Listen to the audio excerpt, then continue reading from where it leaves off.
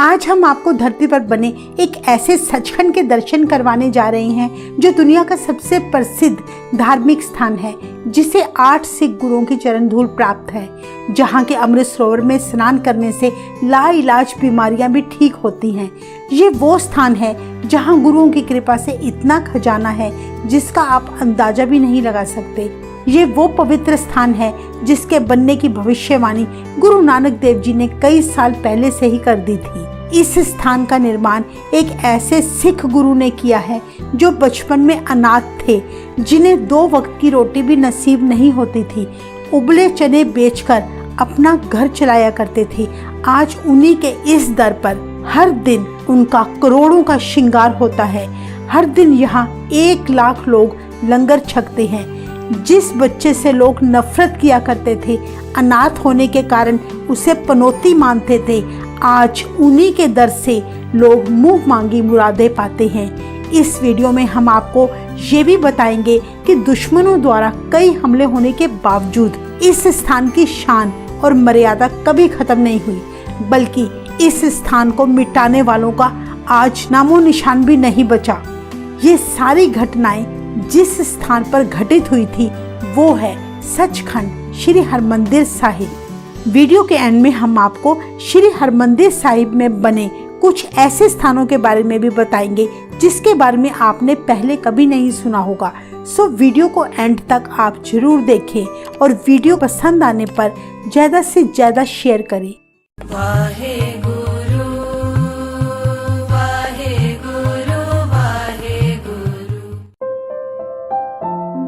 सचखंड श्री हरमंदिर साहिब सिख धर्म का सबसे प्रसिद्ध ऐतिहासिक गुरुद्वारा है जो पंजाब के अमृतसर शहर में स्थित है। इस गुरुद्वारे का निर्माण 5वें गुरु श्री गुरु अर्जन देव जी ने करवाया था। ये वो पवित्र धरती है जिसे 8 गुरु साहिबान की चरण छू प्राप्त है। केवल 8वें गुरु श्री हरकृष्ण साहिब जी और 10वें गुरु गुरु गोबिंद सिंह जी श्री हरमंदिर साहिब की धरती पर नहीं आए। अगर हम श्री हरमंदिर साहिब के निर्माण से पहले की बात करें तो यहाँ पर पहले एक जंगल हुआ करता था और बहुत सी झीलें थी। यहाँ का शांत वातावरण होने के कारण बहुत सारे ऋषि मुनि यहाँ आकर तपस्या किया करते थे। पर इस जगह को पहचान तब मिली जब गुरु नानक देव जी भाई मर्दाना जी के साथ अपनी उदासियों के दौरान सुल्तानपुर जाते समय यहाँ पर कुछ दिन रुके थे।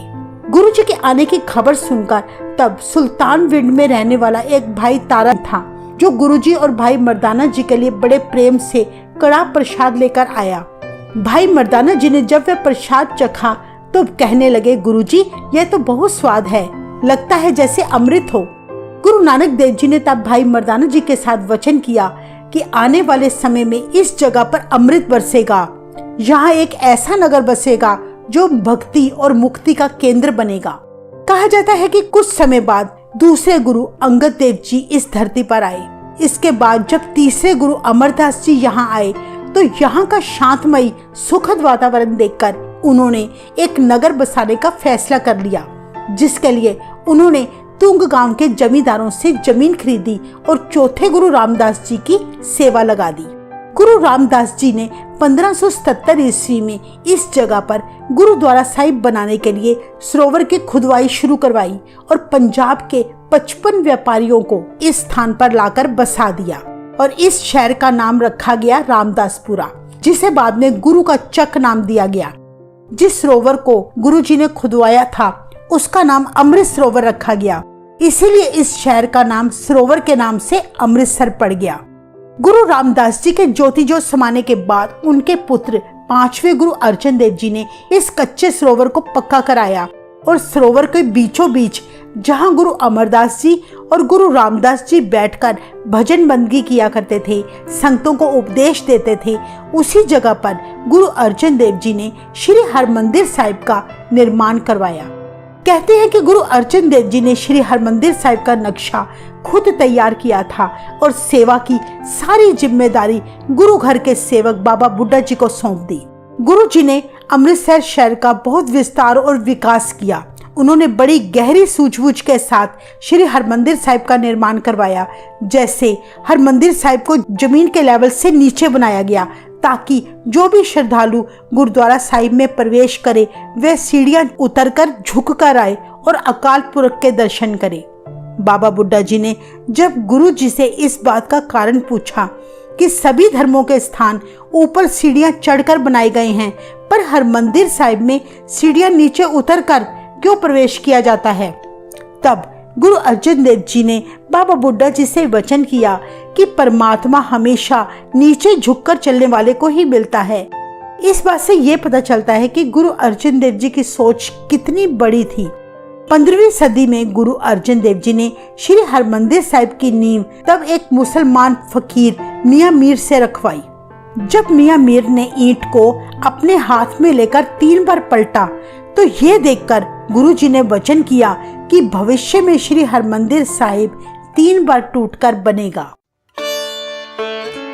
16वीं सदी की शुरुआत में श्री हरमंदिर साहिब का महत्व काफी बढ़ने लगा। श्री गुरु अर्जन देव जी द्वारा हरमंदिर साहिब में श्री गुरु ग्रंथ साहिब जी स्थापित करने के बाद सिख धर्म का विकास तेजी से होने लगा।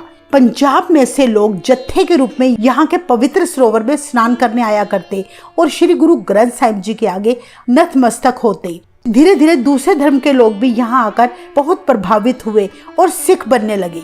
गुरु अर्जन देव जी की महानता दूर दूर तक फैल गई। ये बात मुगलों को रास न आई, क्योंकि लाखों की तादाद में मुस्लिम भी गुरु के सिख बनते जा रहे थे, जिसका सबसे बड़ा कारण यह था कि गुरु अर्जन देव जी ने मुसलमानों के सबसे महान फकीर मियां मीर जी से हरमंदिर साहिब की नींव रखवाई थी। मियां मीर गुरु जी से मिलकर इतने प्रभावित हुए थे कि वे सुखमनी साहिब का पाठ करने लगे। मुगल सरकार ने चिढ़कर तब झूठे आरोप लगाकर गुरु अर्जन देव जी को बड़ी क्रूरता से मौत की सजा सुनाकर शहीद कर दिया था, जिसके बाद मुगल श्री हरमंदिर साहिब को अपने कब्जे में लेने की कोशिश करने लगे। सिखों को हरमंदिर साहिब में पूजा करने, सरोवर में स्नान करने की सख्त मनाही कर दी गई। गुरु गोबिंद सिंह जी के ज्योति जोत समाने के बाद मुगल शासकों के द्वारा हरमंदिर साहिब को कई बार नष्ट किया गया। 10 अप्रैल 1762 में हरमंदिर साहिब को अब्दाली ने बारूद से उड़ा दिया। पवित्र सरोवर में गंद डालकर हरमंदिर साहिब को पूरी तरह से भर दिया। मस्सा रंगन नामक मुसलमान ने श्री हरमंदिर साहिब पर कब्जा करके इस पवित्र स्थान की बेअदबी की थी, पर मुगलों का जुल्म ज्यादा देर तक न चल सका। अंत में बाबा दीप सिंह जी ने ढेरों सिखों के साथ अपनी शहादत देकर इस पवित्र स्थान को मुगलों से छुड़ाने में कामयाब हुए। उनके बाद यहाँ मुगल फिर कभी भी हमला न कर सके। अगर हम इतिहास पर नजर डालें तो कई बार वैरियों ने और उस समय की हुकूमत ने हरमंदिर साहिब पर हमले किए और कितनी ही बार यहाँ कब्जे हुए, कितने ही सिखों को कुर्बानियां देनी पड़ी, पर वाहेगुरु की कृपा से श्री हरमंदिर साहिब कभी बंद नहीं हुआ और ना ही कभी होगा। सिख राज की स्थापना के बाद श्री हरमंदिर साहिब में सोना और संगमरमर लगाया गया।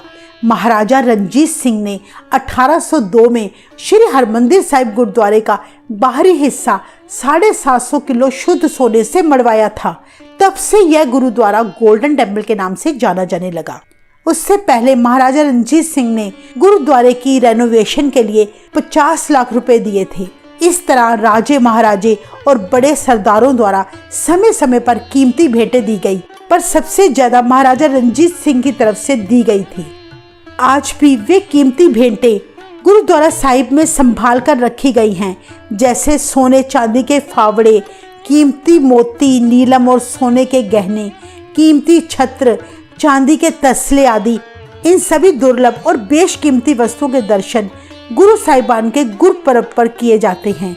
गुरुओं के सत्कार के लिए श्री दरबार साहिब में ये सारी बहुमूल्य वस्तुएं सजाई जाती हैं, जिनकी कीमत का अंदाजा भी नहीं लगाया जा सकता।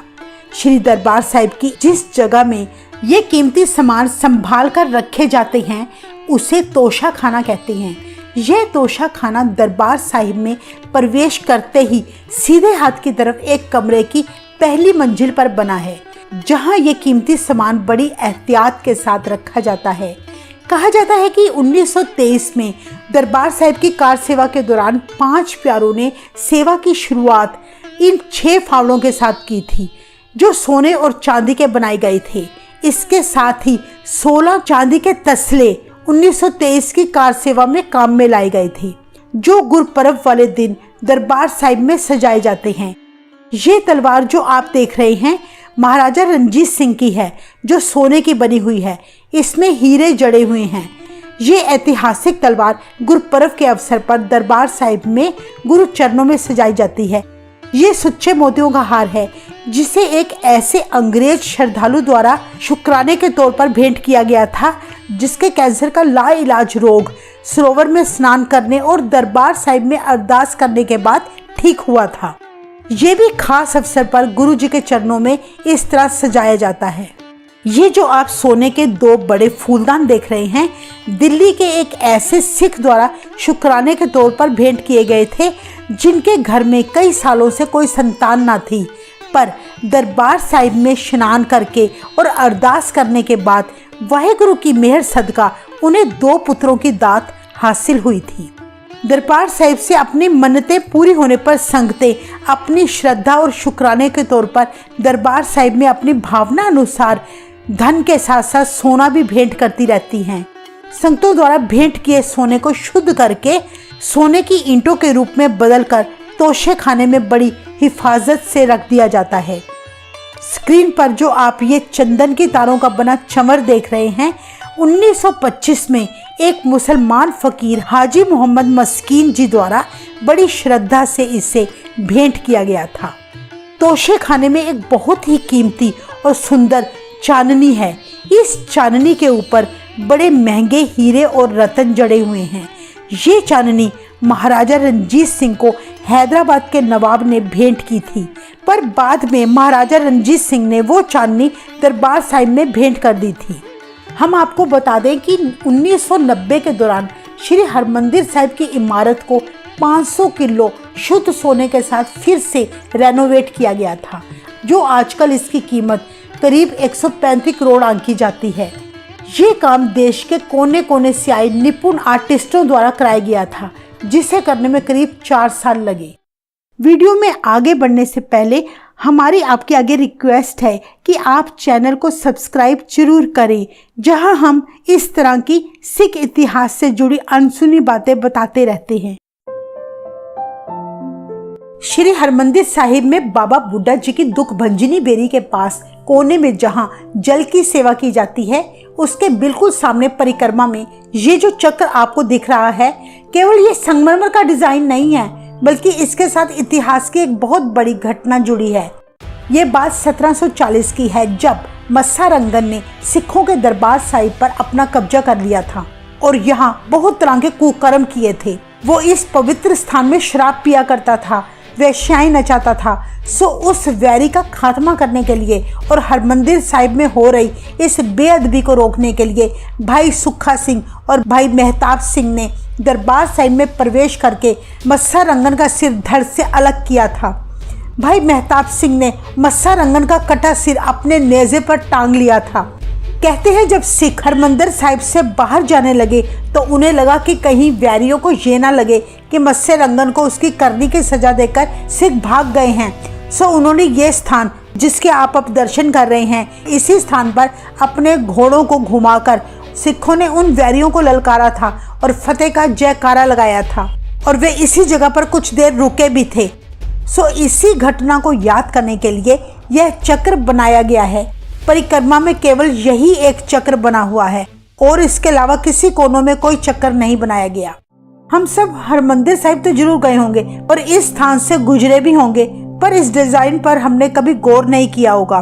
सो अगली बार जब आप हरमंदिर साहिब जाएं तो जरूर इस जगह के दर्शन करके आएं। अक्सर देखा जाता है जब संगतें श्री हरमंदिर साहिब में आती हैं तो ज्यादातर संगतें श्री हरमंदिर साहिब में गुरु ग्रंथ साहिब महाराज के दर्शन करके लौट जाती हैं, पर दरबार साहिब के बिल्कुल सामने बने श्री अकाल तख्त के दर्शन कम ही लोग करते हैं। हम आपको बता दें कि श्री अकाल तख्त साहिब की बहुत महानता है, क्योंकि यह स्थान छठे गुरु श्री हरगोबिंद साहिब जी ने 15 जून 1606 में बनवाया था।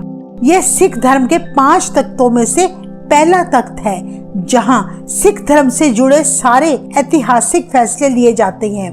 क्या आपने कभी ध्यान दिया कि श्री हरमंदिर साहिब के सामने बनी श्री अकाल तख्त की यह इमारत कुछ टेढ़ी बनाई गई है, जैसे कि आप स्क्रीन में देख सकते हैं। क्या आप इसका कारण जानते हैं? असल में जब अकाल तख्त से सिख जत्थेदार कोई फरमान सुनाते हैं तो अकाल तख्त से उन्हें हरमंदिर साहिब के दर्शन होते हैं।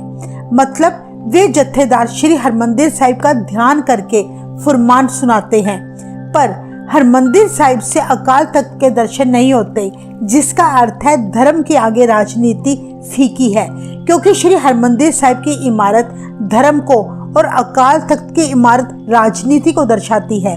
इसके अलावा अकाल तख्त की इमारत टेढ़ी होने का एक ये भी कारण है कि जब हम अकाल तख्त को माथा टेकते हैं तो हमारी पीठ श्री हरमंदिर साहिब की तरफ नहीं होती, जो बिल्कुल सही है। इसीलिए दोनों तरफ माथा टेकने पर किसी भी तरफ पीठ नहीं होती।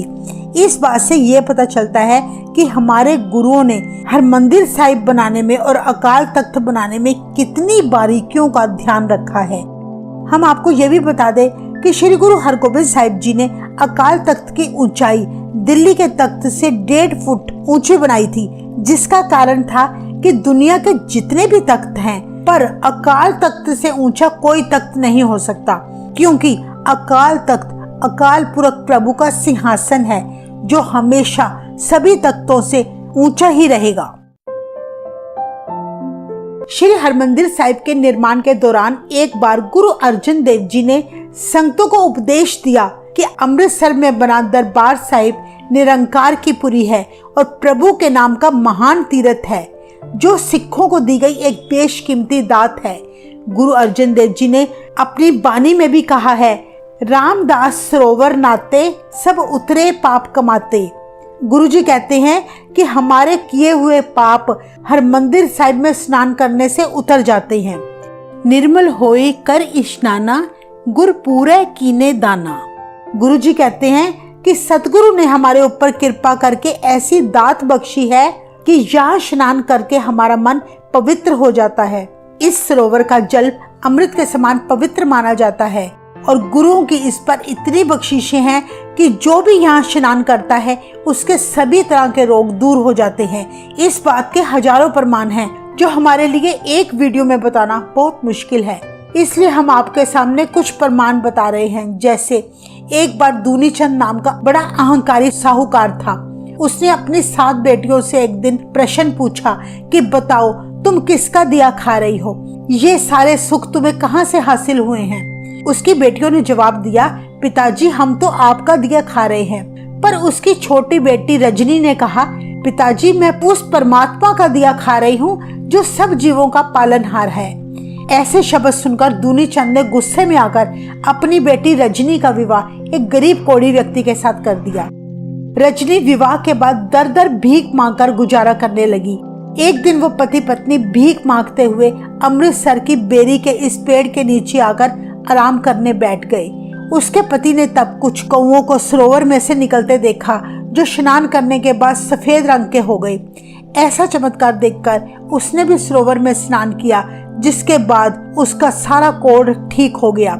ऐसे कई चमत्कार आज भी यहाँ देखे जाते हैं। इसीलिए गुरु रामदास जी ने इस स्थान का नाम दुख भंजनी बेरी रखा था। इस दुख भंजनी बेरी के सामने ये जो थड़ा साहिब है, 1577 में गुरु रामदास जी इसी जगह पर बैठकर सरोवर की खुदवाई करवाया करते थे और इसी स्थान पर बैठकर श्री गुरु अर्जन देव जी हरमंदिर साहिब की कार सेवा करवाते थे। गुरु अर्जन देव जी ने रामकली राग में इसी स्थान पर बैठकर 68 तीर्थ जय साध पग तरह का शब्द उच्चारण किया था, जिसका अर्थ है कि जिस जगह पर साधु संत बैठ जाते हैं वो स्थान 68 तीर्थों जितना पवित्र हो जाता है। इसीलिए इस स्थान का नाम तब से थड़ा साहिब 68 तीर्थ प्रचलित हो गया। श्री हरमंदिर साहिब में प्रवेश करने के लिए दर्शनी ड्योढ़ी से एक पुल बना हुआ है, जो उस समय उड़द की दाल से बनाया गया था। दाल को हाथ से चलाने वाली चक्कियों से पीसा गया था। इस पुल की लंबाई 200 फीट और चौड़ाई 21 फीट है। जैसा कि आप सब जानते हैं, श्री हरमंदिर साहिब के 4 दरवाजे हैं, पर पुल एक ही है, जो ये दर्शाता है कि हम चाहे किसी भी जात के, किसी भी धर्म के क्यों ना हो, पर परमात्मा तक पहुंचने का रास्ता सिर्फ एक है। श्री हरमंदिर साहिब पर मौजूद आपने ऊपर ये छोटी गुंबदें तो जरूर देखी होंगी। ये गुंबदें वैसे ही नहीं बनाई गई, इनके पीछे भी एक खास वजह छिपी है। ये गुंबदें सीधी और उल्टी दोनों तरफ से 19-19 हैं। जब श्री गुरु ग्रंथ साहिब जी का प्रकाश होता है तो उसमें अगर हमने ध्यान दिया हो, श्री गुरु ग्रंथ साहिब जी के एक अंग पर 19 लाइनें होती हैं और दूसरे अंग पर भी 19 लाइनें होती हैं। इस तरह दरबार साहिब में बनी 19-19 गुंबदें श्री गुरु ग्रंथ साहिब जी का प्रकाश दर्शाती हैं। सचखंड श्री हरमंदिर साहिब की जो इमारत आजकल हम देखते हैं, ये वो इमारत नहीं है जो पहले समय में गुरु अर्जन देव जी ने बनवाई थी। अहमद शाह अब्दाली के हमले के बाद श्री हरमंदिर साहिब की ये पहली इमारत नष्ट हो गई थी। तब जस्सा सिंह आलूवालिया के द्वारा श्री हरमंदिर साहिब का दोबारा निर्माण करवाया गया, जो इमारत आजकल हम देखते हैं। और जो हरमंदिर साहिब गुरु अर्जन देव जी ने पहले बनवाया था, उसका नक्शा गुरु जी ने खुद तैयार किया था। उन्होंने इसका नक्शा इतने आधुनिक और वैज्ञानिक ढंग से बनाया था कि उस समय किसी भी तरह के माइक और स्पीकर की सुविधा नहीं होती थी, पर फिर भी जब श्री दरबार साहिब जी में शब्द कीर्तन होता था, बानी उच्चारण होती थी, तो पूरे हरमंदिर साहिब के कॉम्प्लेक्स में सुनाई देता था। श्री हरमंदिर साहिब देश विदेशों में लोगों की आस्था का बहुत बड़ा केंद्र है। अपने ऐतिहासिक महत्व के साथ साथ ये स्थान सबसे बड़ी रसोई के लिए भी विश्व भर में लोगों को आकर्षित करता है। गुरु रामदास जी लंगर हॉल में करीब 1 लाख लोग हर रोज लंगर छकते हैं। इतनी बड़ी संख्या में संगतों के आने के बावजूद सारा लंगर बड़े ही सलीके और तेजी से तैयार किया जाता है। संगतें बढ़ चढ़कर बड़ी श्रद्धा भाव से वाहेगुरु का जाप करते हुए लंगर सेवा करती दिखाई देती हैं। गुरुपुरब वाले दिन 3 से 5 लाख तक संगतें यहाँ आकर लंगर छकती हैं। यहाँ हर रोज 2 लाख रोटियां, 1.5 टन दाल और 25 क्विंटल अनाज का इस्तेमाल होता है। हर रोज 100 LPG सिलेंडर, 5000 किलो लकड़ी का इस्तेमाल किया जाता है। 24 घंटे चलने वाले गुरु के लंगर के कारण कोई यहाँ से भूखा नहीं जाता। लंगर पंगत में बिठाकर परोसा जाता है। यहाँ सैकड़ों श्रद्धालु हर समय सेवा करते हैं और लंगर की व्यवस्था करते हैं। लंगर बनाने के लिए अलग से सेवादार नहीं रखे जाते, लोग अपनी इच्छा से यहाँ सेवा करते हैं। ये माना जाता है कि यहाँ सेवा करने से हमारे पाप कर्म पुण्य कर्मों में बदल जाते हैं। तो ये थी श्री हरमंदिर साहिब से जुड़ी बेहद खास बातें। अगर आप श्री हरमंदिर साहिब के बारे में कुछ और बातें भी जानना चाहते हैं तो हमें कमेंट करके बताएं। वाहेगुरु जी का खालसा, वाहेगुरु जी की फतेह।